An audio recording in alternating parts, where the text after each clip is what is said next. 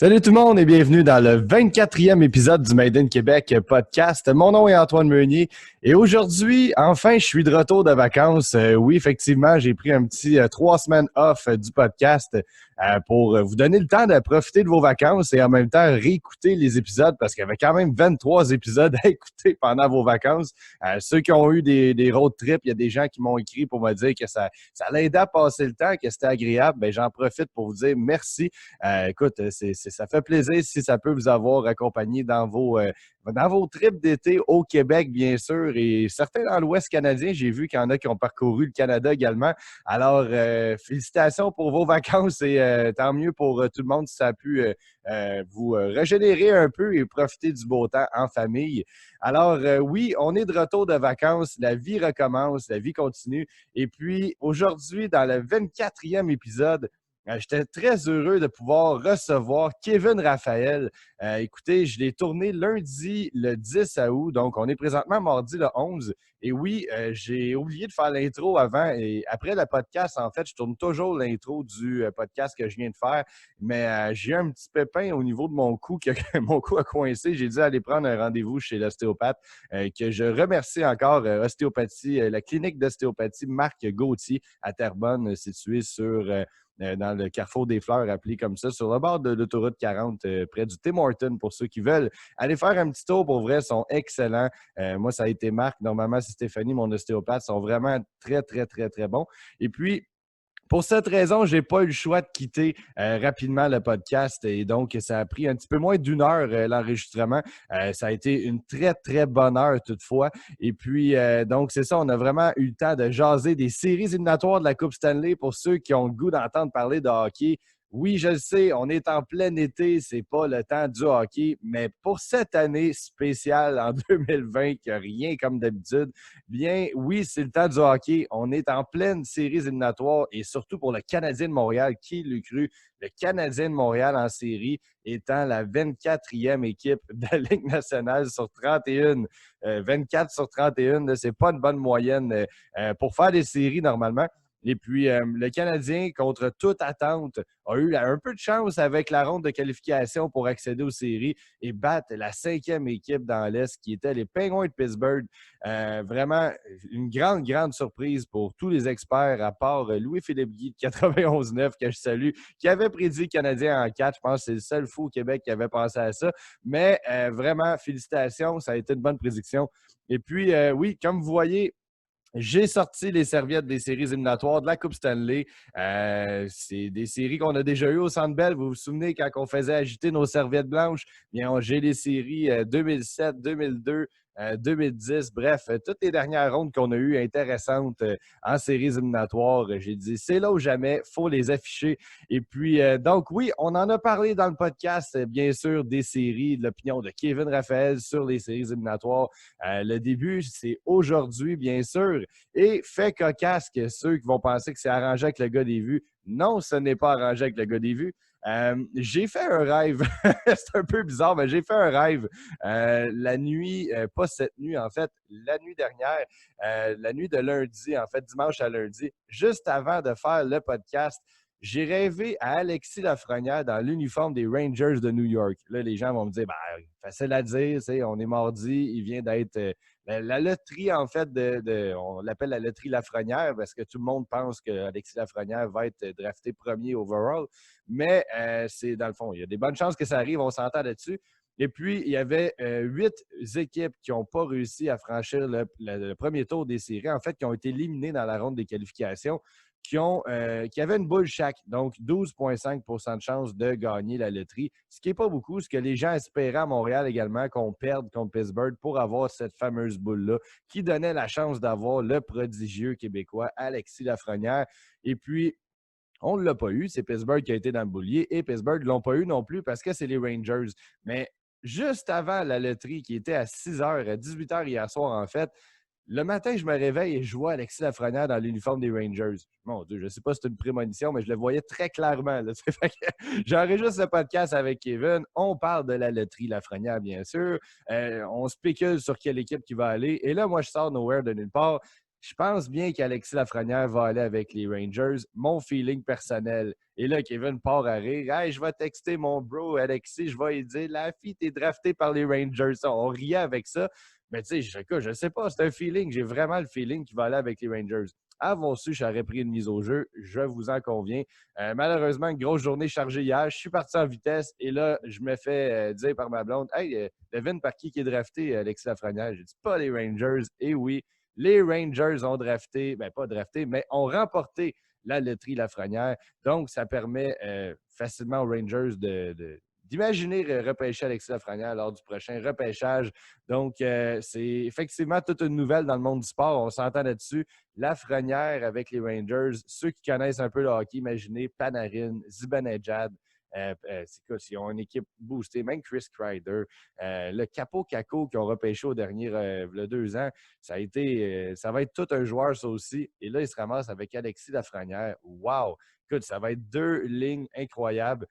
Une jeune équipe, vraiment, les Rangers de New York, qui vont être très, très, très dangereux, sans compter les agents libres qui n'ont pas de la misère à tirer dans la grosse pomme de New York. Ça va être très, très, très bon à regarder dans les prochaines années. J'ai jamais été un fan des Rangers, je vous l'admets, mais aujourd'hui, j'avoue que ça commence à être excitant tout ça. Alors, oui, puis on a parlé rapidement de hockey, comme je vous dis. Rapidement, on a passé du temps à parler du hockey, bien sûr, parce que c'était le sujet d'actualité. Et on a terminé en parlant de la carrière de Kevin Raphaël. Écoutez, ceux qui ne connaissent pas Kevin Raphaël, c'est incroyable. Là. En 2015, il n'était pas connu du public. Il a fait une capsule sur le web commentant en fait un match du Canadien de Montréal à l'époque de Piquet Souban et des séries du printemps 2015 qu'on a eu. Quand même une correcte run, si on peut dire. On avait quand même éliminé les sénateurs.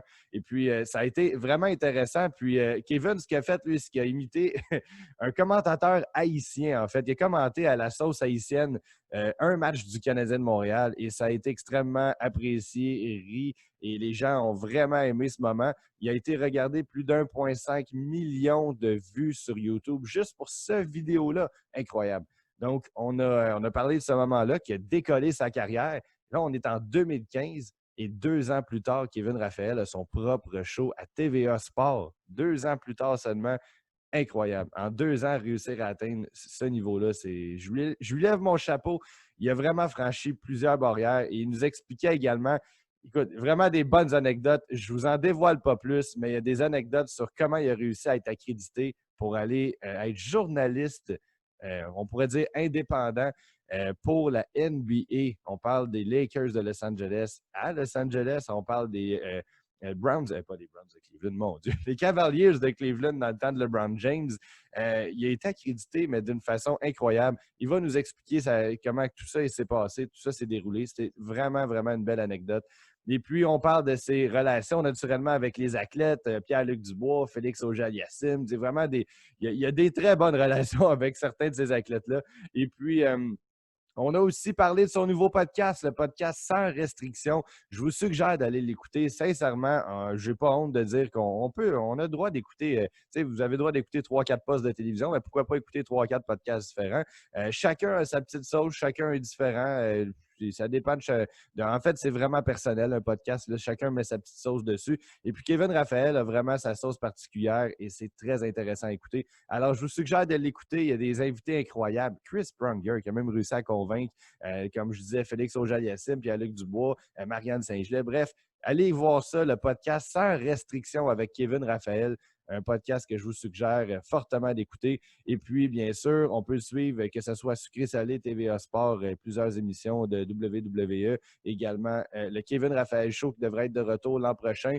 Alors, je vous suggère d'écouter le podcast tout de suite à l'instant, qui suit tout de suite après l'intro, en fait, le 24e épisode du Made in Québec podcast. Et je suis très heureux de pouvoir vous retrouver. La saison termine tout bientôt. Ça devrait terminer au 25e épisode. J'ai un très gros invité à vous présenter. Malheureusement, il a subi une commotion cérébrale, donc je vais devoir être patient pour, dans son cas, il y a plusieurs semaines d'inactivité encore qu'il ne peut pas faire du tout d'entrevue. Donc, on va patienter un peu. Entre-temps, on va voir si on est capable de booker d'autres invités pour la fin de la saison qui était supposée finir au 25e épisode. Alors, je vous remercie infiniment encore d'être présent.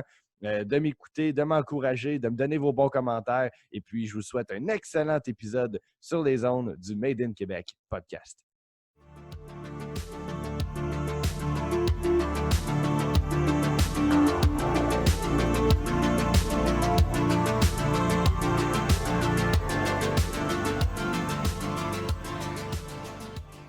Bonjour tout le monde et bienvenue dans le Made in Québec podcast. Et aujourd'hui, je reçois nul autre que l'humoriste, l'animateur, bref, l'homme à tout faire, Kevin Raphaël. Écoute, c'est vraiment un honneur de te recevoir dans le podcast, Kevin. What it do, baby? Puis c'est un honneur pour moi d'être là. Man, moi, tu vois, ça fait 4 ans qu'on se connaît. Ça fait 4 ans que tu viens à la classique. Puis à chaque année, les photos sont exceptionnelles. Donc, je suis très, très, très content d'être sur ton podcast. Très beau background, by the way. Très beau background. En plus, il est aux couleurs des séries en ce moment. Go Abs Go. Puis écoute. Go Abs Go for real, man. Écoute, c'est des séries, man. On n'aurait jamais cru dire ça un 10 août, surtout pas cette année, en 2020, avec la 12e place. Jamais j'aurais cru dire ça, mais que veux-tu? On était 24e dans la ligue. Et juste que les gens se rendent compte, là, on était 24e dans une ligue où il y a 31 équipes. Et là, on a une chance de gagner la Coupe Stanley. Donc, c'est assez exceptionnel tout ça, là. Incroyable, on n'aurait jamais cru. Puis pour vrai, c'est une bonne surprise parce qu'avec toute l'année de marde, excusez l'expression qu'on a en ce moment, ça fait du bien un petit peu de play-off, là, même si on n'a pas de partisans dans les estrades, au moins avoir un peu de fun à se taper dans le coude, bien sûr, avec nos copains.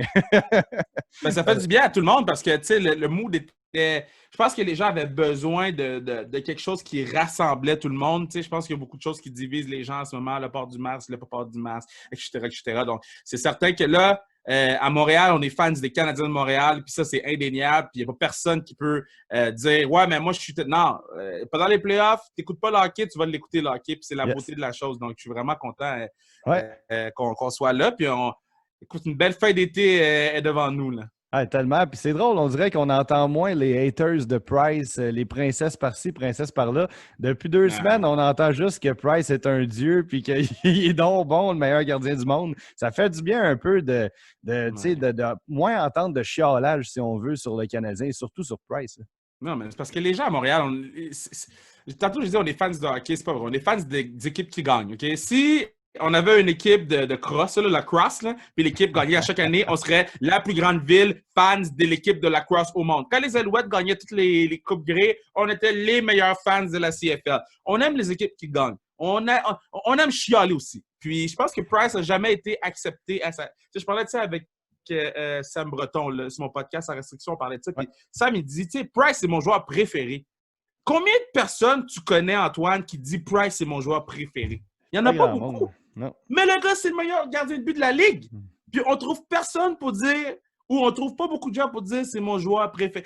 Ouais. C'est assez compliqué, ça, ou bizarre. Ça. Pourquoi c'est Marc-André Fleury, le gardien préféré des gens? Pourquoi c'est, je sais pas, moi, n'importe qui d'autre dans la Ligue qui est le gardien préféré des gens, quand on a le meilleur gardien de but de la Ligue? Puis ça, c'est pas juste les sondages qui le disent. Quand je parle aux boys 1-1, ils me disent, ouf, on joue contre Price ce soir. Ah, c'est ça. C'est drôle, tout le monde parle de ça. Price étant le gardien de but qui fait le plus peur à tous les joueurs de la Ligue nationale de hockey. Année après année, même dans la pire de ces saisons, les gens ont peur. Puis même au début des séries, on en parlait parce que les Pingouins disaient, je ne sais pas si c'était pour être poli ou pour être pas trop prétentieux, même Crosby, Malkin disaient tout. On ne sait pas parce que tout dépend de Price. Si Price décide de goaler à hauteur de son talent, ça peut être dangereux. Puis c'est exactement ça qui s'est produit. Et moi, j'ai un de mes... mon meilleur chum qui m'a dit « Hey, ton bracket, es-tu prête? Envoie-moi tes prédictions. » J'ai dit « Je suis incapable de prédire, surtout pas cette année, parce que le fait que c'est devant pas de partisans, il y a beaucoup de joueurs qui vont... Des fois, tu sais, qui peuvent être affectés par les cris, des fois des huées ou des choses comme ça, qui là, tout d'un coup, la pression est moins là, ayant pas de partisans. Peut-être qu'ils vont jouer au-dessus de leur tête aussi, ou un Price comme là, qui est en top shape, ça va tellement fausser la donne qu'on ne sait pas ce qui peut arriver. Fait que ça va être vraiment un bracket bien intéressant, je pense, cet été. Pour moi, je vais te dire, pour moi, le pas de partisans, ça change plus rien à ce moment-ci. À ce moment-ci, on est rendu, les gars, ils ont joué 4, 5, 6 games dans cet environnement-là. Les joueurs de hockey s'adaptent très facilement, très rapidement. Ouais. Est-ce que s'il y avait des fans, puis on aurait fait, bon, je sais pas moi, à Minnesota, ça crie tout le temps. À Canadien de Montréal, les fans jouent un impact. Mais là, il n'y a pas de home field advantage, à part la chambre des joueurs, il n'y en a pas. Il n'y a pas d'avantage. Donc, je pense que la pression va être le moment. Donc, un match numéro 4, élimination. Match numéro 5, élimination. Un match numéro 7. Puis les mêmes joueurs qui rétrécissent quand la lumière frappe, ben c'est les mêmes qui vont rétrécir encore. Donc, pour moi, le fan, c'est fini. Pour moi, c'est fini parce qu'ils se sont adaptés. Puis on l'a vu avec Columbus puis Toronto. Si tu as un choker dans la vie, tu vas choker. Toronto, c'est des chokers, ils ont choqué. Et c'est ça qui s'est passé. Ah, ça fait du bien à voir, par contre. Oh, man, Toronto, là. Mais en même temps, s'ils pognent la fille, Toronto J'y pensé tout à l'heure. Oui, mais ils vont-tu le prendre? Ils font quoi? Là? Ils ne peuvent pas avoir... écoute, Lafrenière va demander quoi? 10-12 millions d'ici 3 ans. Tu ne peux pas payer Tavares, Matthews, Marner, whatever. Là, mais non, tu gagnes la coupe avec l'année prochaine puis l'année d'après. Puis après ça, tu t'arranges. C'est 850 000. Ouais. 925 000 le cap pour un rookie. L'équipe qui va prendre la fille, c'est une équipe qui va avoir un. Ça va être une bonne équipe. Soit Toronto, Pittsburgh, Edmonton. Rangers, ma prédiction. Rangers. Les équipes que le plafond salarial sont plus proches que pas proches. Tu comprends? Comme le Canadien de Montréal, nous, on avait un gros jeu. Eux sont vraiment plus proches que pas proches. La fille coûte rien, puis il va te donner plus que n'importe quel autre joueur de centre que tu vas drafter. Claire. Ou n'importe quel ailier que tu vas drafter, ou n'importe quel défenseur que tu vas drafter. Lui, tu peux l'insérer tout de suite dans ton alignement. Moi, j'ai des gens qui m'ont parlé, qui ont joué contre Lafrenière l'année passée, donc quand il avait 17 ans, puis qui m'ont dit « Boy, il va être un problème, lui. » Des joueurs de la Ligue nationale qui ont joué contre lui l'été, puis qui m'ont dit « Boy, il va être un problème, lui. » Et là, 1 an plus tard, il a pris de la maturité, il a pris de la grosseur, il a pris du... Big guy, là. Puis, funny guy, big guy, j'aime beaucoup la fille. Quand on se parle, tout en fin. Fait que, moi, j'ai hâte de voir. S'il va à Pittsburgh, c'est terminé. S'il va à Oilers, c'est terminé. S'il va... OK, time out. Si la fille va avec les Oilers, moi, je suis Marc Bergevin, puis ça se passe mal avec Price, là. Je demande à Oilers, tu veux-tu le patinet? Parce que tout ce qui va manquer aux Oilers, c'est un gardien de but. Oui, ça c'est sûr. Mais là, de là, je voulais en venir avec les Leafs. Si tu te ramasses avec un Lafrenière, c'est pas l'attaque le problème. C'est un peu de choker, trop de joueurs individualistes. Ça, c'est vrai. Mais une défensive qui est correcte, une bonne première paire, puis après ça, ça se gâte. Mais le goaler, Frederick Anderson, tu ne gagneras jamais rien avec ce gars-là, selon moi. Fait que si tu veux upgrader, ben t'as un Lafrenière, il y a une équipe comme Vegas qui ont 2 très bons gardiens de but avec. Mais non, mon cher. Mais non, mon cher. Mais non. Mais non, mon cher. Ça prend un goaler. Hey, t'échangeras LeBron James? Ben, il a été échangé 3 fois. Fait que... Non.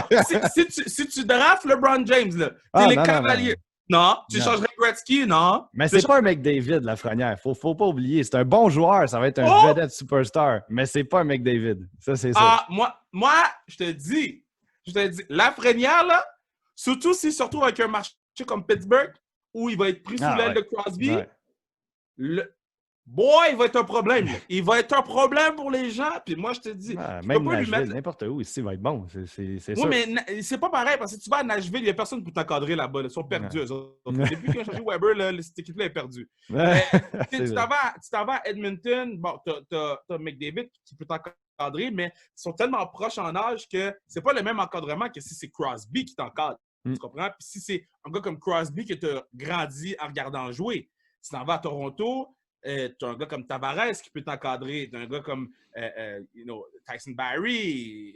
J'y souhaite pas les Leafs, pauvre lui. On va devoir l'haïr à Montréal, puis ça me tente pas. J'y souhaite les Rangers. On n'haït pas les Rangers. Puis il me semble que Panarin, Zibanejad, aïe, ça va être fou, braque, cette équipe-là. Capo caco. Il rentre avec les Rangers. Zibanejad, Julien Gauthier est venu sur mon podcast, puis Julien m'expliquait Zibanejad, il prend sous son aile tous les joueurs. Ça a pris du temps, lui. Ça a vraiment été le développement année après année d'un joueur recru. Tu sais, des fois, tu vois des joueurs recrues arriver puis marquer 80 points, puis l'année d'après 40, tu dis la gang de la deuxième année. Non, c'est juste qu'ils nous ont surpris. Ils ont surpris tout le monde dans la ligue. Là, après 1 an, tout le monde sait comment jouer contre le patinet. Zibanejad, ça a pris du temps, mais ça s'est bien fait, comme Panarin. Donc, moi, un Laffy qui s'en va là-bas, ouf! Oui, je sais pas. Bon, je me suis réveillé un matin sachant que c'est la loterie à soir et puis j'ai vu le chandail des Rangers apparaître. Je me suis dit, c'est peut-être un signe parce que me semble Aïe, qu'il aïe, fitterait aïe. à merveille dans cette jeune équipe-là. Puis avec Ouais. tellement bourré de talent en plus, ça serait incroyable. Puis un marché comme New York, quel jeune joueur rêve pas d'être drafté là-bas? En Aïe, tout cas, aïe, aïe, aïe, aïe, aïe. Là, yo, je vais y écrire tantôt. Je vais y écrire tantôt pour lui dire, là, je vais dire, aïe, aïe, aïe. Madison Square Garden, I need my tickets, man. Madison euh, Square Garden. le problème, c'est que le podcast sort demain, mardi, et puis là, on va se ramasser que s'il est drafté avec les Rangers, le monde ça a été truqué. Mais s'il est drafté avec les Panthers, genre l'air d'un innocent, mais c'est pas grave, ma prédiction. Ben non, on fait des Je le dis. prédictions, là. Hey, Rangers. si les gens chialent, là, ils peuvent aller chier, OK? Nous, on fait des prédictions, on s'amuse. On est lundi matin, on a du plaisir, on jase. C'est la première fois qu'on va avoir une longue conversation ensemble. Toute la prédiction, c'est les Rangers. Moi, j'ai tout le temps dit, cette affaire-là de Ligue nationale, là, c'est une fraude. C'est une fraude. C'est truqué. Frauduleuse. Comment ça se fait que la boule qui avait le moins de chances de sortir est sortie? Ouais, c'est vraiment drôle. Hein? Ouais, c'est un drôle d'hasard. C'est une fraude. Moi, je pense que ça va à Pittsburgh. Moi, je pense que la Ligue nationale vont s'arrêter. Non, ça ne sont pas lucky, bro. Ils ne sont pas lucky, bro. Crosby, c'est une fraude. On n'a jamais vu les buts sortir. On ne voit jamais les buts sortir. On voit juste, ben yo, le papier sort, PDF avec la photo de l'équipe. Ouais, non, fraude. Mais ça ne me dérange pas. Je suis prêt à vivre avec cette fraude-là, je l'accepte. Aurais-tu imaginé Crosby avec les Ducks? Pour faire quoi? Pour faire quoi, Crosby avec les Ducks? Ils ont mis Crosby avec Mario Lemieux. Mario Lemieux a encadré Crosby. C'est drôle, avec Laffy, avec Crosby. Crosby va encadrer Laffy. Come on, guys! Lemieux s'en allait l'année d'après. Ça a donné comme la transition parfaite, la passation des pouvoirs et un jeune Malkin l'année d'avant en plus. Tu sais, tout est comme à donner parfaitement. Là, check bien Pittsburgh, là. Check bien Pittsburgh. Ils ont plein de jeunes. C'est ça que tout le monde dit, les Canadiens ont perdu contre Pittsburgh, patati patata. Puis je suis comme, Malkin a mal joué, fine. Ouais. Mais Malkin, il était souvent en Russie en train de faire le party, OK? Il y a beaucoup de joueurs là, qui ne pensaient pas que la Ligue nationale allait revenir. Puis il y a beaucoup de joueurs qui ne voulaient pas que la Ligue nationale revienne. Ils ne voulaient pas jouer. Puis le Canadien, c'est l'équipe qui n'avait le plus. Donc, ça n'a pas passé trop tôt. Hein?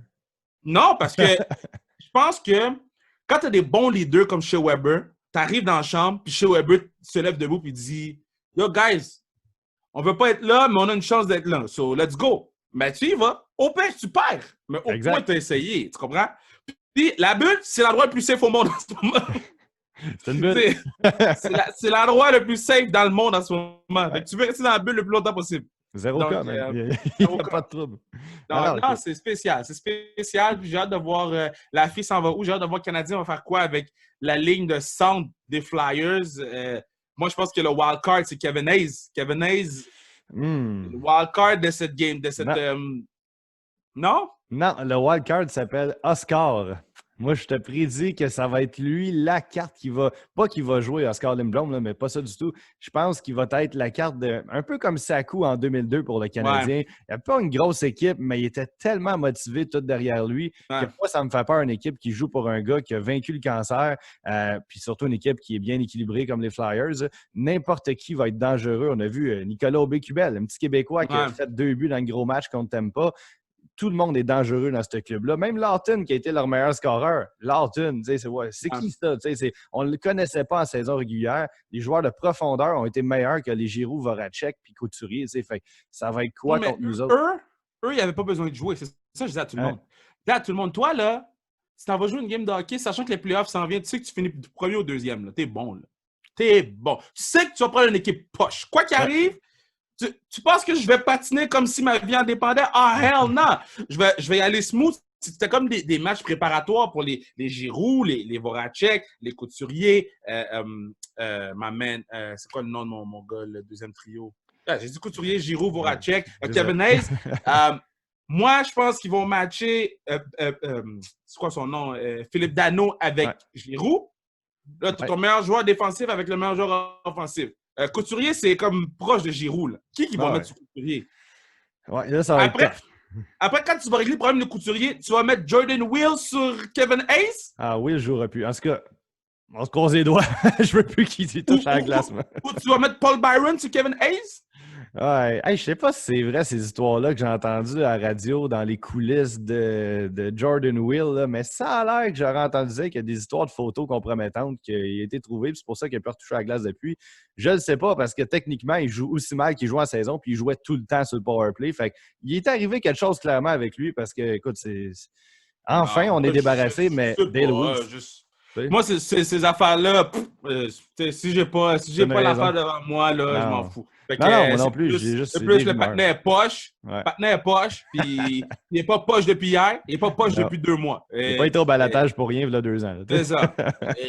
Dale Weiss, il est poche, il est pas poche depuis hier, il est pas poche depuis 2 mois. Mais tu sais, on On va peut, faire jouer on des peut-tu faire jouer jeunes. Belzile? On peut-tu faire jouer Belzile? Payling. Peeling est poche aussi, Ouais, excuse-moi. mais Là. c'est ton avenir. Tu veux le Déception. dire. Ah, Peeling, c'est pas un avenir. Peeling, là, Ouais, tant que ça. j'ai commencé l'année au mois d'août en disant Peeling, watch out, il a pris de la masse. Moi, j'avais vu Peeling durant l'été. Je disais, watch out, il a pris de la masse, il a l'air, tu sais. Rapide. Puis là, je me rends compte que, yo, Ouais. So, bye. Ouais. Il a été. Mais encore là, tu sais, j'entendais l'autre jour justement encore à la radio. Ouais, mais il va être un bon centre de troisième trio.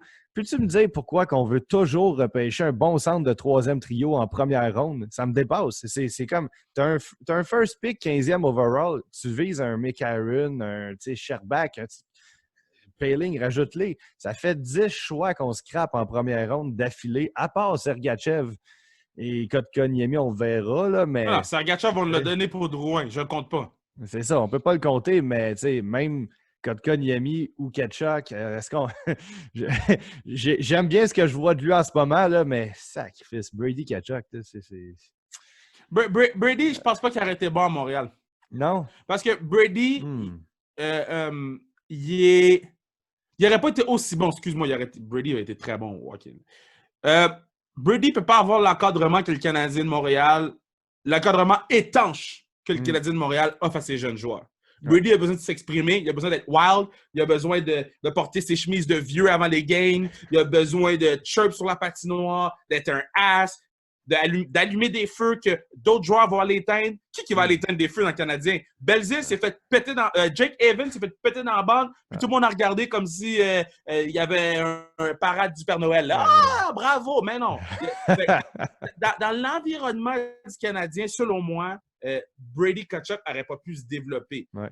Pendant qu'un Kotkaniemi qui est plus un joueur de finesse, qui a aussi...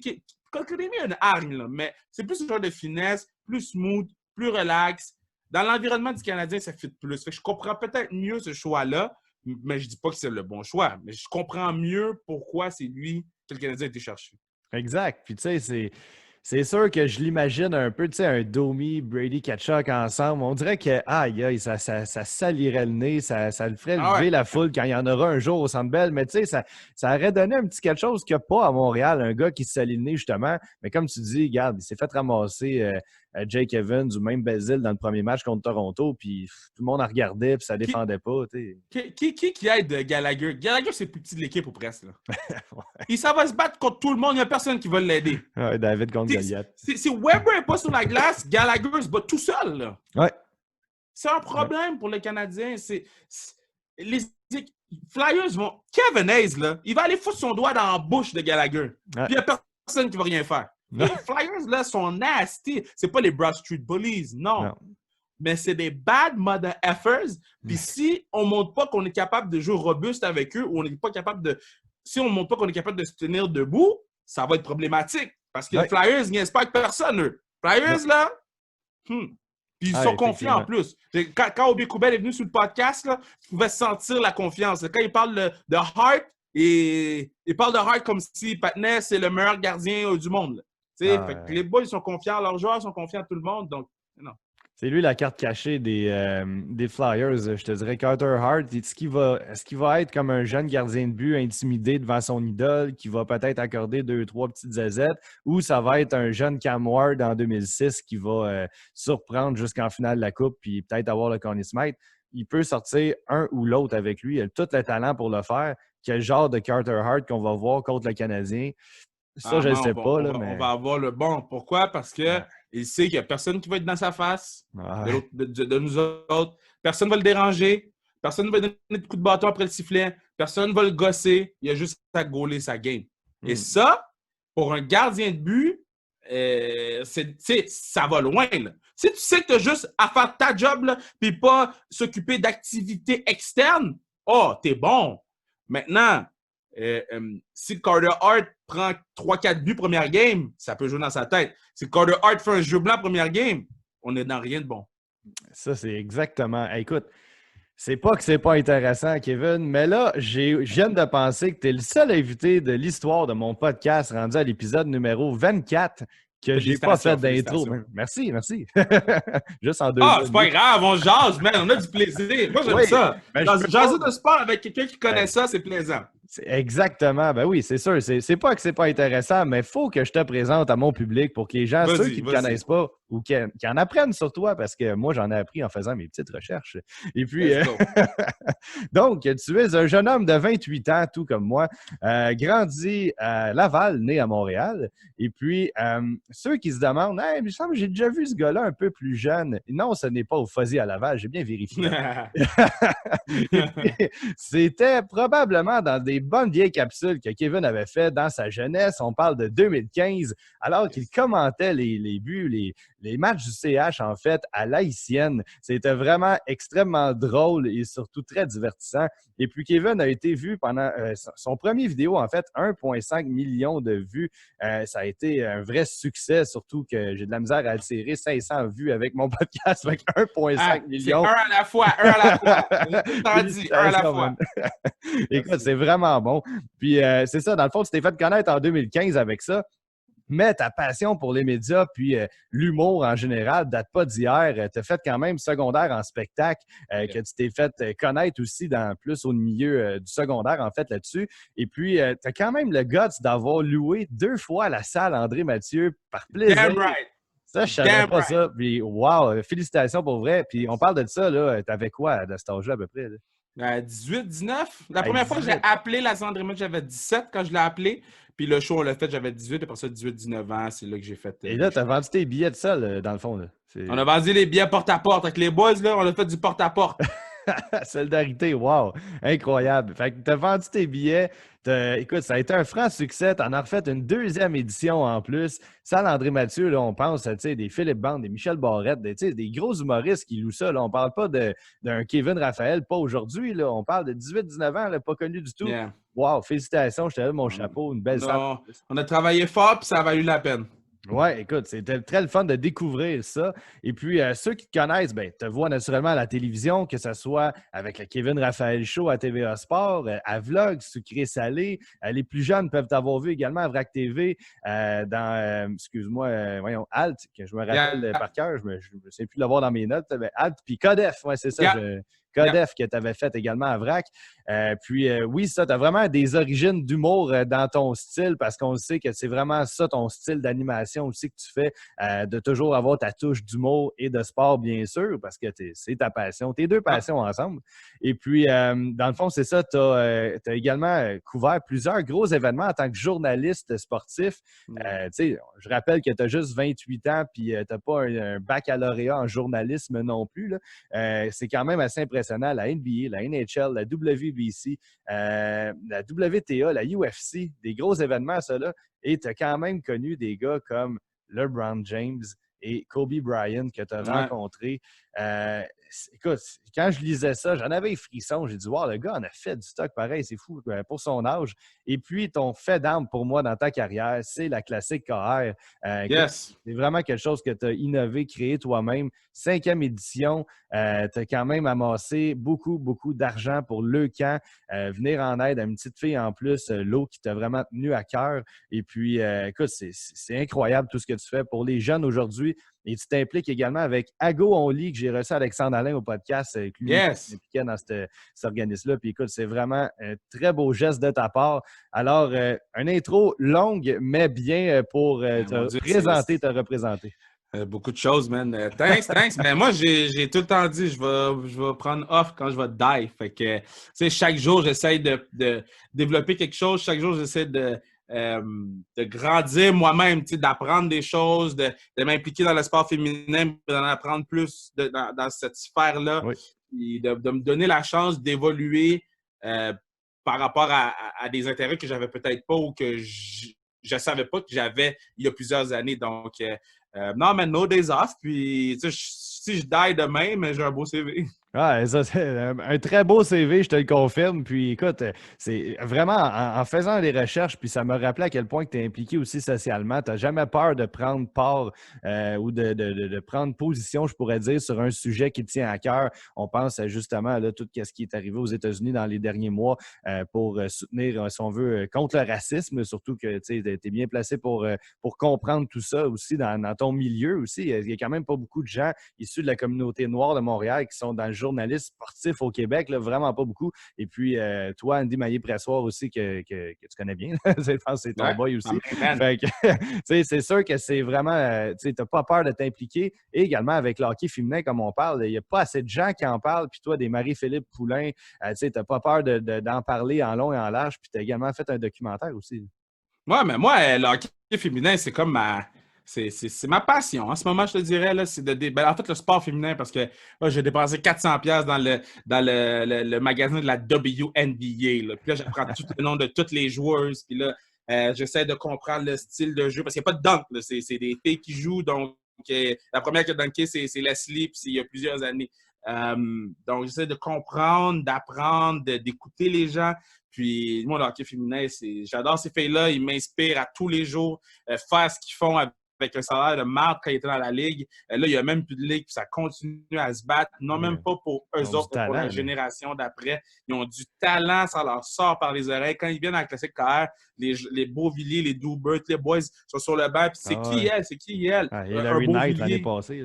Larry Knight l'année passée. Beauvie qui est allé demander un bâton à Marie-Philippe Poulain. C'est tellement beau, c'est tellement pur, tu sais. Donc, non, man, c'est assez spécial. Puis, tout le temps je vais être le gars au front pour eux autres, puis je vais les défendre jusqu'au bout, man. Ben, écoute, tu fais bien, il faut que quelqu'un en parle. Parlant justement de tes connaissances sportives, est-ce que tu as, tu sais, je lis ici justement là, ta rencontre avec Kobe Bryant. Parle-nous un peu de ce moment-là, sachant la tragédie ma qui est rencontre. Ouais. Dans le fond, en gros, j'étais dans le locker room des Lakers. J'avais une accréditation. Moi, j'écrivais à la NBA à chaque jour. Chaque jour, j'écrivais à la NBA, je dis, yo, moi, je suis journaliste à 100,1 FM, CKVL, tout le monde me connaît. En fait, c'était faux, il n'y a personne qui m'écoutait, radio communautaire. Et après, genre, un an, ils m'ont dit, OK, on donne l'accréditation pour aller à LA. Eux, ils ne pensaient pas que j'allais me rendre. Moi, j'ai pris l'avion. Tu pas rendu là pour TVA, fuck all, c'est vraiment non, par toi-même. Non. 100,1 FM, là. La radio communautaire de la salle, là, avec une personne qui m'écoutait. Mathieu BG, shout out. Fait que là, j'ai pris l'avion, je me suis rendu, j'ai pris un hôtel. Il y avait juste un. Pris l'avion, pris l'hôtel, je me suis rendu, j'ai fait la game. Puis la passe, il fallait partout. Pendant l'hymne national de ce match-là, je suis sur le court à côté de Paul Gasol. Puis je braille parce que je suis dans le Staples Center. Kobe ne jouait pas cette game-là. Puis mon ex était la caméraman, elle a pris une photo de moi. Puis je suis devant le locker de Kobe. Fait que là, ça va prendre la photo. Kobe vient, me tasse pour prendre ses souliers dans son locker, puis il s'en va. Oh, j'ai pas parlé à Kobe, mais juste comme... Je l'ai vu, mais comme j'ai respiré le même air que Kobe pendant 2 secondes. Ça, c'est assez fou. Puis LeBron, c'est la même chose. Je jouais pas cette game-là. J'entrais dans le locker room. Après, je faisais semblant de faire... Parce que moi, j'étais journaliste, entre parenthèses. Il fallait que je fasse des entrevues d'après-match. Fait que je faisais semblant d'être dans le scrum avec Kyrie Irving. Et j'avais mon bras qui était étendu pour faire semblant de poser des questions. Et LeBron James rentre, s'assoit devant moi à ma gauche. Je le regarde et il me regarde. Et là, je le fixe pendant... Pour moi, c'était une éternité. Pour lui, ça devait être 10 secondes. Il me dit, "You good, bro?" Je dis, "Yes." Il m'a donné le point. Il a dit, "You good, bro?" You good à mon ex. Elle a dit oui. C'était fini. C'était quand même... C'est quand même des beaux moments. Des beaux moments. C'est différent.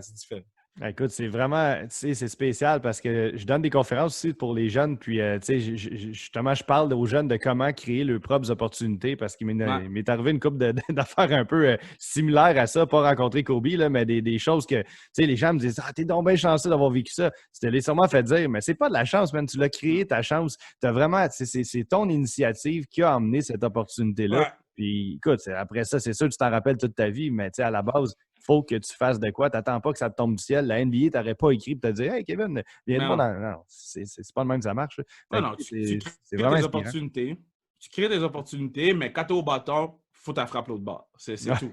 Exact. Ça vient avec une pression. Se créer une opportunité, ça vient avec cette pression-là. Ouais. Donc, si tu sens que tu n'es pas prêt à prendre cette pression-là, va pas te créer cette opportunité-là tout de suite. Va travailler, under de cover, là, puis prends cette confiance-là, prends ce galon-là, puis quand tu vas être prêt à te créer ton opportunité, puis quand elle va arriver, que ce soit dans une journée, dans 6 mois, ou dans 1 an, ou dans 10 ans, mais là, tu vas être déjà confiant pour aller frapper ton coup de circuit. Puis tu sais que tu vas le frapper ton coup de circuit. Puis moi, c'est comme ça que je me sens en ce moment. Tu sais, je fais des shows télé, ces affaires-là, puis en ce moment, je me sens confiant. J'ai jamais été aussi confiant dans ma carrière qu'en ce moment.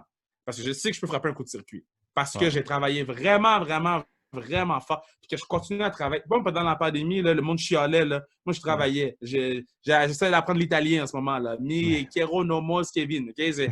Quiero no ma Kevin. Tu sais, j'essaie de tout le temps développer des différents talents ou différentes choses pour pouvoir la frapper de l'autre côté quand l'opportunité, je vais me la créer. Tu sais. Mais c'est tellement bon. Puis c'est ça, en fait, qui est inspirant. Parce qu'avec le podcast, c'est ça, je voulais recevoir des gens qui peuvent inspirer, surtout en pandémie. Là, on est comme un peu moins, surtout plus confinés comme on l'était au début du podcast. Mais tu sais, c'est même avant de créer le podcast, j'avais un peu cette peur-là que tu dis de, tu sais, ouais, mais là, au cas où je le crée, puis ça marche pas, ou tu sais, ça vient avec une pression. Parce que là, je dis que je crée un podcast, que je veux recevoir des gens, mais si je reçois pas de gens, j'ai l'air de quoi? Tu sais, en même temps, si tu as peur, il n'y a rien qui va arriver. Écoute, man, c'est fou, là, regarde. Les gens ont accepté. J'ai pas de côté d'Éric Gagné qui sont venus à mon podcast. Wow, je ne m'attendais pas à voir ça. Tu sais, Bruno Gervais l'autre jour, c'était hey, c'est du monde que j'écoute normalement. Toi, à la télé, whatever. Tu sais, je ne m'attendais pas à ce qu'ils acceptent l'invitation d'un gars nowhere comme moi. Puis finalement, oui, écoute, c'est tout du monde qui sont hyper smart, puis hyper sympathiques, puis sont généreux en plus. Fait que, tu sais, il faut que tu essayes. Il faut que tu essayes. Tu crées des choses, puis après ça, juste le bon va arriver. Là, mais il y a une chose que je vais te dire, par exemple, tu es bon. Tu es très, très bon. Mais pour vrai, tu sais, je savais que, tu sais, j'avais déjà écouté un bout d'un podcast, fait que j'étais comme, ah, il est bon, là. Puis là, ça fait quoi? Ça fait 30, 40 qu'on se parle? 30? Là, je suis rendu à 24. Là. OK, 24 minutes. Ah non, mais ça fait combien de temps qu'on se parle? Ah, excuse, je pense que tu parlais de mon nombre de podcasts. Ça va faire un bon 30 minutes. Là, ouais. OK, ça fait 30 minutes qu'on se parle. 40. À la 5e, là, j'ai fait, oh, tabarnak, il est bon pour un gars qui commence son podcast. C'était vraiment, vraiment bon. Continue. Puis, tu sais, tantôt, tu as dit, ouais, mais il y a juste 500 personnes. Yo, c'est 500 personnes qui sont là pour toi, man. Moi, j'ai tout le temps dit, là, c'est 500 personnes qui vont ride or die avec toi, puis qui vont. You know, moi, chaque personne compte. Chaque personne qui suit la page sans restriction sur Instagram, chaque fois qu'il envoie un message, je prends le temps de répondre. Je prends le temps de répondre parce que pour moi, ça vaut la peine. Tu as pris 5 minutes de ton temps pour envoyer un message pour dire que le podcast est bon. Je vais prendre 5 minutes de mon temps pour pas juste te dire merci beaucoup. Je vais t'envoyer une vraie réponse. Puis ça, je trouve ça important de prendre soin de nos gens. Tu sais. Comme je trouve ça important de prendre soin de mon équipe à Vivre Merino ou à n'importe quelle place que je travaille.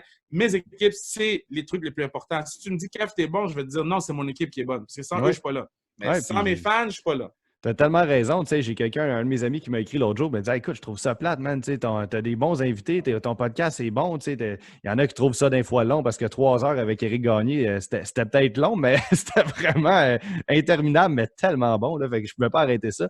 Fait que tout ça pour dire qu'il me dit mais là, je trouve ça plate parce que c'est tellement bon, puis tu as genre 45 vues. Tu sais, ça n'a pas d'allure, 45 vues pour un invité de ce calibre-là. Oui, mais je ne suis pas quelqu'un de la télévision. Puis mon but, c'est pas d'avoir des vues puis d'avoir de la quantité, whatever. Un jour, oui, parce que ça va me permettre de le rentabiliser puis de faire en sorte que le podcast va pouvoir survivre. Je fais ça bénévolement, moi, en ce moment. Je ne suis pas payé, whatever. Fait que, tu sais, c'est vraiment dans le but de on ne sait pas ce qui va arriver avec ça un jour. Mais là, il me dit ouais, mais là, tu trouves pas ça plate? Non, comme tu dis, j'en ai 2, 3, 4. Hey man, j'ai 45 personnes. Finalement, je suis rendu à genre 120 quelques vues pour ce podcast-là. Puis écoute, c'est 120 personnes que je connais peut-être même pas qui ont pris le temps d'écouter 3 heures de podcast avec Éric Gagné. Puis regarde, j'en ai peut-être aidé une 50aine là-dedans qui n'avaient pas une bonne journée puis qui sont revenus de bonne humeur. Tu sais, fait rendu là, c'est mission accomplie, man. Au bout de la ligne, c'est ton cheminement, hein? C'est toi qui prends du millage en ce moment. Là. Tu fais de la route, tu mets du millage sur ton char. Puis j'expliquais ça à une de mes amies qui elle aussi, elle commence dans les médias. Puis on a eu une longue discussion samedi. Puis j'ai dit, OK, sur quoi? Quand tu étais jeune, là, puis tu as eu ton permis de conduire à 16-17, là, tu t'es pas acheté une Ferrari, là, puis tu t'es acheté un petit char, tu as appris à conduire comme du monde, tu as eu tes expériences, tu as eu des bonnes expériences, des moins bonnes expériences qui t'apprennent pas la technique, là, OK? Tu as vécu des choses. Là, après ça, tu as commencé à faire un petit peu plus d'argent, tu t'es acheté un char correct. Là, tu as ton char correct, puis là, tu fais déjà un petit peu plus attention parce que tu as l'expérience. À un moment donné, quand tu vas t'acheter ta Ferrari ou tu vas t'acheter ton gros char, là, mais tu vas être comme ah, yo, là, je sais que je vais pouvoir prendre soin de cette auto-là parce que j'ai vécu. Exact. Puis en ce moment, c'est le millage que tu fais. Puis c'est la même chose que j'ai fait à 100,1 FM. Il n'y a personne qui m'écoutait. Puis que j'avais. J'avais Anwar Stewart en entrevue. Anwar Stewart des Alouettes dans son pic qui était une méga star. Je l'avais en entrevue en anglais. T'sais. Incroyable. Moi, c'est du millage. Quand les gens disent, ouais, mais il y a 45. Ouais, mais c'est pas de tes affaires. Moi, je le fais pour moi, pour m'améliorer, pour évoluer. Puis dans 1 an, dans 6 mois, dans 4 mois, tu vas me rappeler, tu vas dire, Kev, on en fait-tu un autre? Je vais te dire oui, puis je vais te dire, yo, tu t'es vraiment amélioré depuis le dernier jour. J'ai appris de toi. Tu sais, moi, c'est comme ça que je le vois. Là. Exact. Puis le pire, c'est comme tu dis, c'est à la base, le podcast, j'ai fait ça pour créer des contacts avec des gens. J'avais même pas espoir d'en recevoir autant de qualité d'invités, pour vrai. Là. Mais à la base, j'ai fait ça pour créer des contacts. Puis je me disais, le but, c'est en fait de m'améliorer pour mes conférences parce que là, je savais que j'étais pendant X nombre de mois sans parler, sans me pratiquer, à être chez nous, puis à attendre, puis de contrat de rien, puis de photos focales.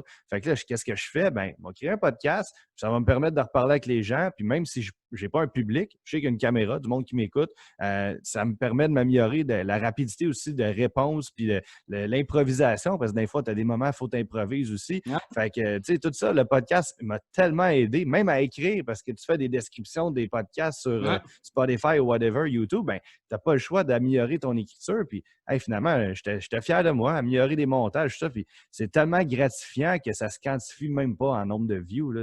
Mais non, parce que, tu sais, les gens, ils mettent du poids sur les views ou ils mettent du poids sur l'argent que tu fais avec ce que tu fais. Ouais. Maintenant, toutes ces choses-là vont venir éventuellement. Mais si t'es shit, ces choses-là vont jamais arriver. Mais pour être pas shit, faut que tu mettes du millage. Mais il faut commencer quelque part. Puis les gens, ils sont rapides pour dire oui, mais. Oui, mais c'est pas ton problème. Fais juste me dire, t'aimes ça ou t'aimes pas, puis donne-moi une affaire constructive. Ah, exact. Si tu es capable de me donner une affaire constructive, let's go, parce que moi, je veux m'améliorer. Mais c'était pour me dire. C'est ça. Ouais, c'était pour me dire oui, mais j'ai pas besoin de oui, mais. C'est pas ça qui va me faire avancer, moi, personnellement, dans mon cheminement. Tu sais. C'est pas ton cheminement, c'est mon cheminement. Tu sais. Exact. Donc, c'est ça qui est dur des fois aussi d'apprendre la critique, d'avoir de la critique, parce qu'on n'est pas habitué de se faire critiquer publiquement. Surtout, toi, tu sais, à TVA, tu dois te faire souvent envoyer des messages positifs comme négatifs, puis surtout qu'il y a des gens sur les réseaux sociaux qui s'en permettent souvent, là, on s'entend. Mais moi, je suis pas habitué à ça. Fait que, de recevoir des gens nowhere que je connais même pas, me dire hey, écoute, je suis à Rimouski, puis je suis posé me coucher, j'ai 2 heures de sommeil, puis j'arrête plus d'écouter ton podcast, lâche pas mon homme. Wow, incroyable, ça me fait le chaud au cœur. Mais t'as l'autre nowhere qui t'écrit, puis hey, tes astuces d'intro sont trop longues, arrête ça, c'est pourri. Ben écoute pas le podcast, mon homme, ciao. Non, c'est pas une critique, ça. c'est pas ton cheminement. Moi, c'est comme ça que je fonctionne. J'apprends de ce que je fais, j'apprends pas de mes erreurs, mais j'apprends de mon travail, parce qu'il n'y a pas d'erreur, c'est du travail. J'apprends de mon travail, j'avance. Là, moi, au début, je mettais du poids sur les trucs négatifs, là, mais là, ils peuvent tous aller chier un par un. On va mettre une toilette chimique là, à gauche, là, puis vous pouvez aller chacun votre tour. Moi, je ne gagne plus avec ces affaires-là parce que je travaille trop fort pour mettre du poids sur des gens qui ne veulent pas, puis je travaille trop fort pour aider les autres pour que moi, je ne puisse pas m'aider psychologiquement en barrant ces gens-là. Fait que moi, je les barre, passe à d'autres choses. Fait que, non, mais moi, je te dis push, mais continue à push, puis j'espère que dans 1 an, on va se reparler. Puis ton podcast, il va être encore là. Puis qu'il y a 45 personnes ou 4000, mais j'espère que tu vas encore le faire parce que ça vaut la peine. Ça vaut vraiment la peine. On va prendre une pause. T'es l'avant-dernier épisode de la saison. Là. Il y en a un dernier que je peux pas encore dévoiler, là, mais il est comme semi-prévu. Puis en gros, il a fait une commotion pour lui, là, mais on va attendre 2 semaines. Un invité qui est assez connu, mais il s'est pété à marboulette. Fait qu'on va attendre un peu. Mais tout ça pour dire que tu étais supposé être la fin de la saison. Puis j'allais prendre un genre de mois de pause pour réfléchir à comment je peux améliorer le podcast. Mon but, c'est d'en refaire une 2e saison. Je trouvais qu'une première saison de 25 épisodes, c'était cute, c'était beau comme chiffre. Bon. Puis d'en refaire une autre saison après d'un autre 25, mais c'est sûr que là, ça devient de plus en plus difficile parce que là, tu veux upgrader, tu vas avoir quelque chose de mieux tout le temps. Fait que je vais essayer de trouver une façon de faire les choses encore mieux, puis prendre un petit mois de pause pour penser à tout ça. Là. Fait que c'était plus... c'est ça la prochaine étape du podcast, mais je pense même qu'il va survivre en tout cas pour les prochains mois au moins. Ben, c'est toi qui décides. C'est toi qui Yes, sir. décides si tu survives ou pas. Fait que moi, c'est sûr que je t'encourage, c'est sûr que je te push à ce que tu le continues, puis que dans un an, jour pour jour, là, moi, j'aimerais ça que dans un an, jour pour jour, 10 août, on en refasse un autre podcast, puis Ouais. on jase de l'année que toi, tu as eu, l'année que moi, j'ai eu, puis Hey que boy, on jase de tout ce qui s'en vient, puis tu sais, tellement. c'est pas juste, tu sais, côté professionnel, c'est aussi côté personnel, c'est aussi côté, tu sais, psychologiquement, you good, good. Let's go. T'es pas bon, OK, voici l'aide. Tu sais, c'est tout ça, là. On met trop d'emphase sur les réussites et non pas le processus, mais c'est le processus qui est le plus fun, tu sais. Les Tellement. réussites, tu atteins un objectif, puis après ça, tu penses déjà à ton autre objectif. C'est comme ça qu'on est guéri, tu comprends? Mais Ouais. si tu mets de l'emphase sur le processus puis tu apprécies le processus, god damn que c'est le fun. C'est ça, c'est tellement ça. C'est l'évolution à date que j'apprécie le plus, de voir tout comment le Ouais. cheminement, tout ça. Puis je sais le travail que ça me prend. Quand je fais 5 enregistrements dans une semaine, puis je fais Ouais. tout moi-même, le montage, le mettre en ligne, que ce soit YouTube, Spotify, Balado Québec. Tu sais, c'est tellement, c'est beaucoup, beaucoup de job de recherche aussi sur les invités avant. Ah Puis ouais. ça fait tellement du bien aussi de quand tout est fini, tu vois le résultat final. En fait, c'est une gratification personnelle qui est incroyable. Ouais. Puis rendu là, ça apporte juste du bien. Fait que C'est je de suggère à tout le monde, l'investissement. faites-le. Investissement en soi. Et ça, c'est jamais perdu. Tellement, tellement. Écoute, le temps qu'il me reste, je ne veux pas te quitter, en fait, sans parler de ton podcast, parce que je t'admets Yeah. que avec tout le nombre de podcasts que je fais, j'ai comme arrêté un peu d'écouter des podcasts. J'étais un gros, gros maniaque de podcasts avant d'en faire un. Puis là, ben, ça me prend tellement de temps que j'ai comme moins le temps de juste écouter. Tu sais. Fait Ouais. que là, j'ai dit, avant de te réinviter, en fait, je m'étais dit, je vais me mettre à réécouter son podcast, parce que je l'avais déjà écouté au début, puis je vais l'écouter comme il faut. Puis là, ben, j'étais supposé aller me coucher à minuit. Puis finalement, ben, à 4h30, j'écoute encore ton podcast. Fait que ça prouve que Thanks. c'est bon. Fait que Thanks. c'est vraiment excellent. En touchant des photos, tout ça, en travaillant, ça s'écoute tout seul. Vraiment, j'ai certains coups de cœur, celui avec Pierre-Luc Dubois. Très, très, Yeah. très bon, là, je te le confirme. Là. Ceux qui veulent aller écouter ton podcast sans restriction avec Yeah. Kevin Raphaël, disponible Spotify, YouTube, je ne sais pas. Moi, je l'écoute sur Spotify, là, mais. Yes, Spotify, Apple Podcast. Nous, on ne fait pas de YouTube parce qu'on ne veut pas faire de vidéo. Nous, OK. on dit vraiment, tu sais, on veut vraiment un podcast audio. Je fais du Ouais. montage vidéo aussi pour les promos et ces affaires-là.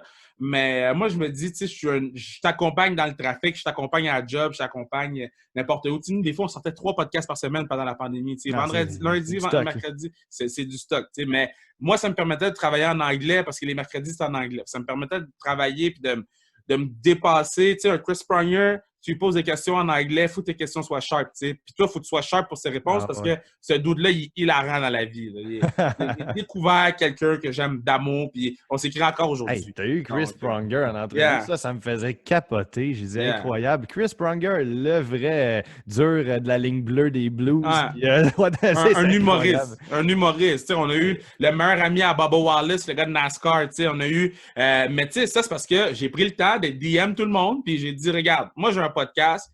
Telle personne est venue, ça te tente dessus. Fait que. Ben, coup de cœur, ceux qui veulent aller écouter, Félix Auger-Aliassime. Ben oui. Incroyable comme Ben podcast. oui. Pour vrai, là, c'était du bonbon. De le voir, il est tellement sérieux dans ses entrevues. Il n'a pas le choix. Ouais. C'est un joueur de tennis. C'est pas un clown. Puis, il faut qu'il fasse vraiment des entrevues professionnelles. Puis on le voit, il habite à Monaco, le gars. Fait que c'est fou, ben raide à 19 ans. Mais toi, tu le reçois, ton podcast. Puis là, on l'a revu, le petit gars de 19 ans de Montréal, Hansik, puis qui parle comme un de ses chums. Puis ça faisait tellement du bien à écouter. Puis de le voir dans son état naturel. Vraiment, félicitations, tu l'as mis à l'aise au bout. Ben, thanks. Mais tu sais, c'est Félix, on se parle tous les jours ou presque. C'est ma dude. Tu sais, quand je dis que quelqu'un, c'est mon petit frère, c'est parce que c'est mon petit frère, puis parce que je prends des nouvelles d'eux. Tu sais, puis c'est pas juste, hey, t'as gagné un tournoi, félicitations. C'est day in, day out, comment ça va, tout est chill, ta blonde, ça va bien, etc., etc. Fait que ça fait en sorte que quand j'ai reçu sur le podcast, on a déjà cette affinité-là. Même chose pour Duber, même chose pour Tanger. Le temps, tu sais, en même temps, j'ai eu la chance d'avoir Angela Price. Moi, je l'ai dit dans l'intro avec Angela Price, je la croise souvent au Centre Bell dans l'ascenseur, je n'y avais jamais parlé. J'y ai expliqué ça, puis elle trouvait ça drôle. Puis, ouais, tu sais, c'est Angela Price, c'est la femme de God.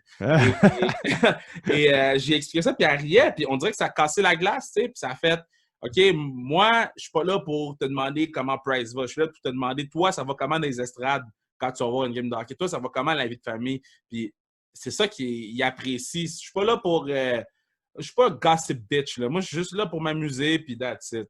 Ah, tellement. Puis écoute, sincèrement, tu t'amuses dans ton podcast. On te voit complètement différent. Ceux qui disent ouais, j'écoute le Kevin Raphaël Show, pas envie d'écouter une autre affaire de lui. C'est vraiment différent, C'est autre sérieusement. chose. C'est autre chose. Complètement autre chose. Ouais. Tu sais, on te voit dans ton état naturel parce que veux pas, faut que tu sois plus professionnel à la télévision, faut que tu sois plus. Tu as des restrictions. Corporate. C'est carrément ça. C'est là, tu es sans restriction, sans filtre. Puis c'est sans faire un jeu de mots qu'un autre podcast, mais c'est vraiment un podcast libre. Puis les gens sont vraiment à l'aise. Ça laisse place à des confidences vraiment, vraiment bonnes. Puis je veux pas trop en dire. Non, ben j'ai du fun à le faire. Puis tu vois, là, on a eu du clair cette semaine, lundi. Ouais. Puis d'autres qui, tu sais, on a parlé du mouvement Black Lives Matter, puis de ce que Tyler Seguin a fait. On a parlé de Chabot qui chill avec ses cheveux. Tu sais, c'est fou parce que on peut aller à gauche, on peut aller à droite, on peut aller en bas. On parle pendant 30, 40, 50 minutes. Tu sais, Gabriel Nadeau-Dubois là, qui me dit qu'il tripe sur le ping-pong puis qu'il joue au ping-pong. Tu ne l'entends pas nulle part d'autre parce qu'il n'y a personne qui lui demande. Tellement. C'est ça la beauté d'un podcast, c'est de demander des choses différentes qu'on ne demande pas normalement à la télévision ou qui sont coupées. Tu sais, on a Éric Gagné, ce qu'il me disait, ça me fait du bien de te jaser parce qu'il dit j'ai pas le temps normalement de le faire parce qu'on me coupe et qu'on me dit tu as 7 minutes en entrevue, tu vas avoir ça à dire, puis tu sais pas trop à sauce. Des fois, je parlais pas pendant 20 minutes puis je l'écoutais. Il y avait tellement de choses à dire, le gars, puis ça y a fait du bien jaser. Puis il m'a réécrit 2 fois merci la semaine qui suit. Le gars avait besoin de ça. Puis des fois, tu sens que l'invité, c'est comme une consultation psychologique. Moi, c'est un exutoire pour eux autres. Puis quand j'ai vu que tu as eu Éric Gagné, j'ai dit comment le petit patin a Éric Gagné, puis moi, j'ai pas Éric Gagné. Fuck out of here. Mais il a fait, what the fuck. Ouais, je trouvais ça vraiment impressionnant. Je trouvais ça vraiment impressionnant que tu as eu Éric. J'ai fait shit. Sérieusement, là, c'est vraiment pas compliqué. J'y ai écrit. C'est tout. Mais Chris Pronger, c'est la même chose. J'ai écrit à Chris. Chris, Tanguy est venu sur le podcast. Toi, viens. OK. Ah ouais, mais tu sais, Eric m'avait dit qu'il n'avait pas eu d'autres temps de faire d'autres podcasts, mais il s'en allait faire sous-écoute avec Mike Ward. Puis, bon. Il dit, je t'ai passé avant Mike. Ah, ben écoute, c'est un flow. C'est très hot, ça. Ouais. Écoute, là, je vois l'heure qui file, puis écoute, je veux pas te retarder non plus trop, mais je veux qu'on parle rapidement de la classique KR, parce que, comme on parlait tantôt rapidement, là, c'était vraiment, c'est ton fait d'arme de ta carrière, selon moi. C'est vraiment quelque chose que je te félicite d'avoir créé. Parle-nous-en un peu, là, ça n'a pas dû être facile avec la pandémie de créer à nouveau une nouvelle édition, puis de déménager aussi, parce que là, vous êtes rendu à l'Arena de l'Armada à Blainville-Boisbriand au concours d'excellence.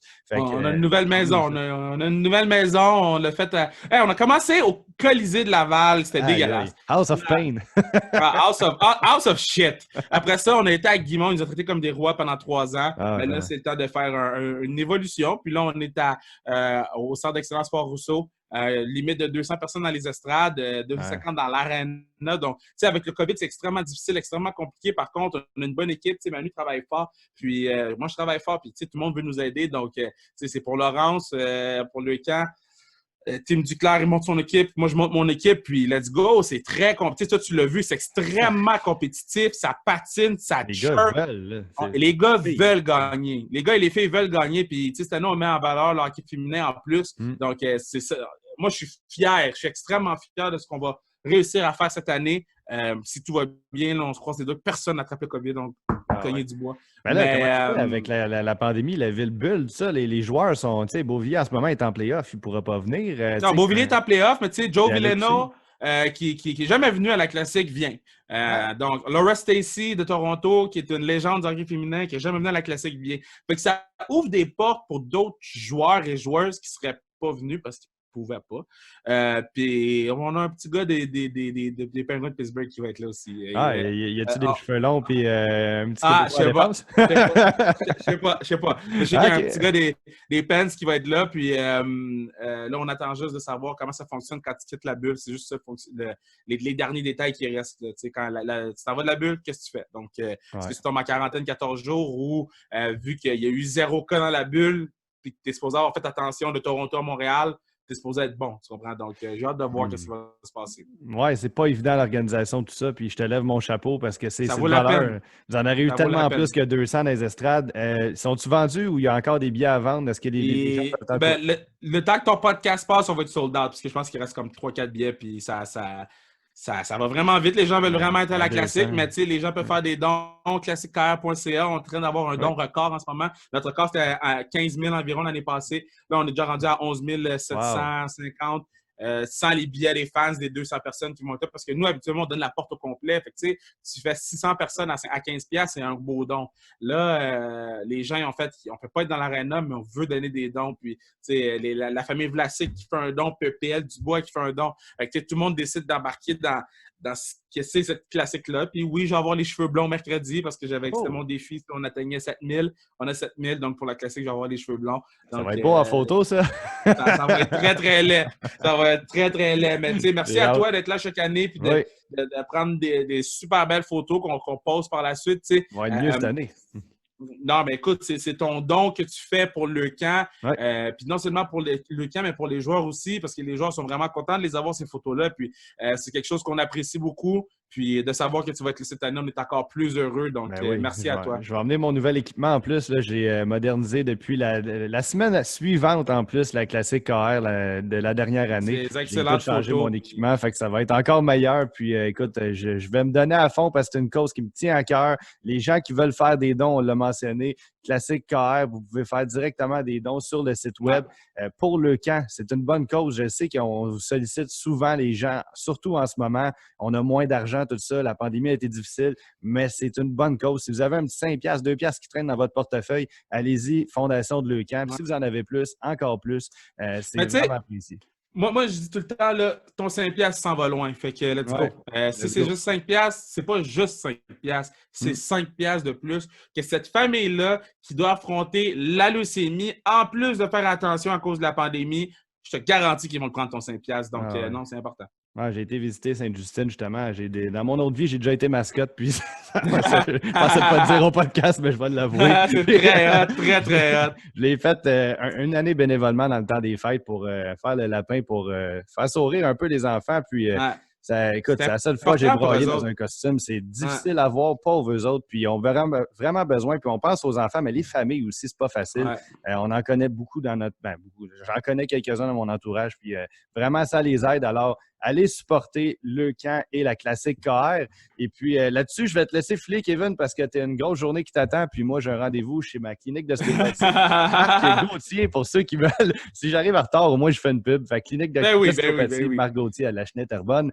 Des excellents ostéopathes. Alors, ton podcast est bon, ton podcast est bon, continue, puis on se revoit un an jour pour jour. Yes, le 10 août 2021, c'est noté. On se revoit pour une prise 2 du podcast. Et puis, on va essayer de faire 1h30 ce coup-là. La meilleure 1h30 qu'on aura passée dans le podcast, je garantis. Un gros merci. De ta générosité, Kevin. Merci à tout le monde d'avoir été présent pour ce 24e épisode de la première saison qui tire tout juste à sa fin du Made in Québec podcast. Alors, merci et on se retrouve dans le prochain épisode. T'es bon, man.